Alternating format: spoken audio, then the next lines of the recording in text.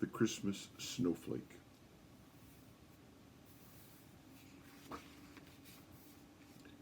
Here's to a wonderful family Christmas together, full of love, laughter, and happiness. Love, Joe, Amanda, Kevin, and Nolan.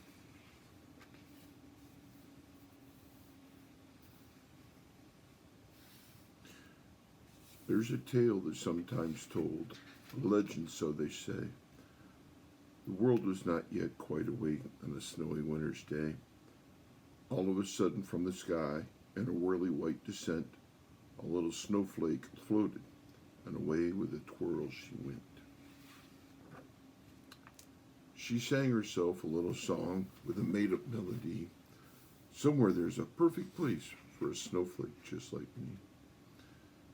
Whispering words of wisdom, the wind showed her the way, and off through the air flew Snowflake to find her place to stay. And says Joe,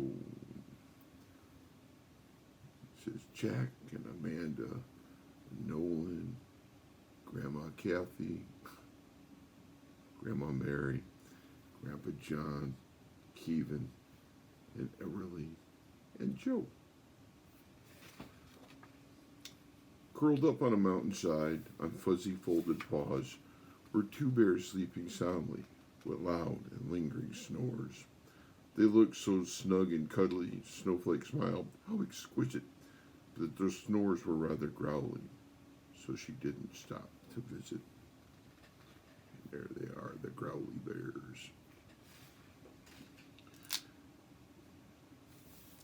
Dancing round the frosty field, 7 rabbits in a ring called out, we're having a snowball.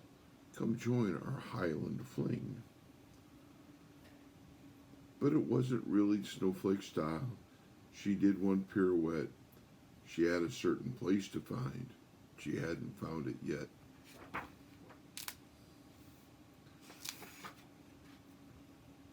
Three foxes on a hilltop were playing hide and seek. Our rules are very special, they told her, quite unique. Snowflake stopped and played a while, but her stay was only fleeting. She noticed that the biggest fox was definitely cheating. Grazing by a frozen lake were 6 dappled deer. Come and join us, Snowflake, for a spot of Christmas cheer.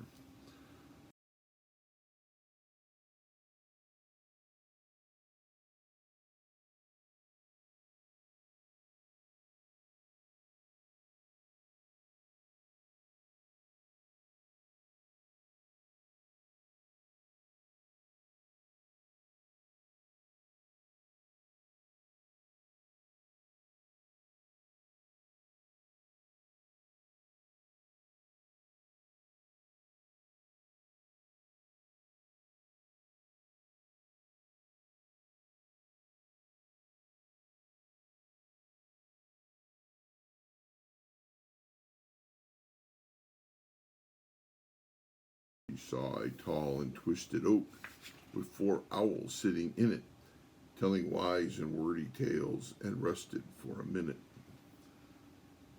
Then, feeling rather sleepy, she said perhaps I should just stop here for the evening in this dark and dreamy wood.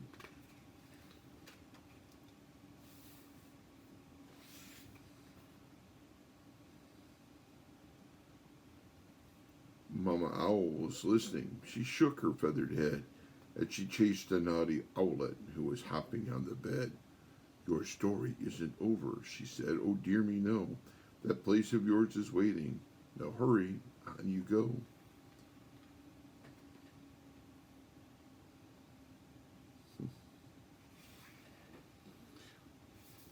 The town was still and silent. The town was still and silent. The roads were white with frost. Snowflake looked around her, feeling small and sad and lost. Then she noticed up ahead a single gleaming star. Don't give up, it seemed to say, not when you've come this far. On and on went Snowflake through through the bitter winter night. At last she saw a window all lit up with golden light.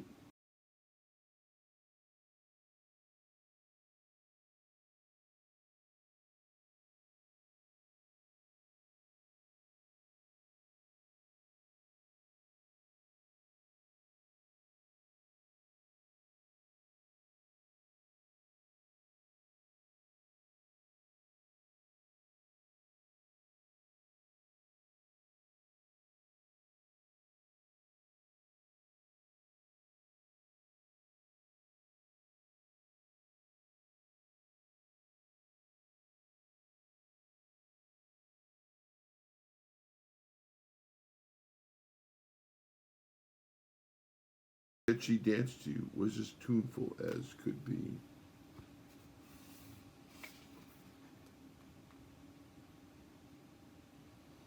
There's all the stuff in the picture. And the very rightest thing of all, above the fire's glow, were 8 Christmas stockings hanging in a row. Grandpa John and Grandma Mary, and Joe and Jack and Amanda, and Kevin and Everly and Nolan.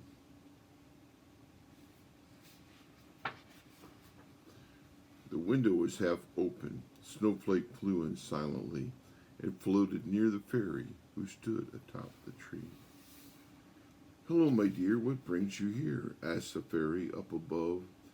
"I found my home," said Snowflake, "full of all the things I love." Christmas Day dawned crystal clear, as only Christmas can. The family woke up early, and downstairs at once they ran. "Father Christmas came last night. He's truly been. Just look." For there, beneath the Christmas tree, was a very special book.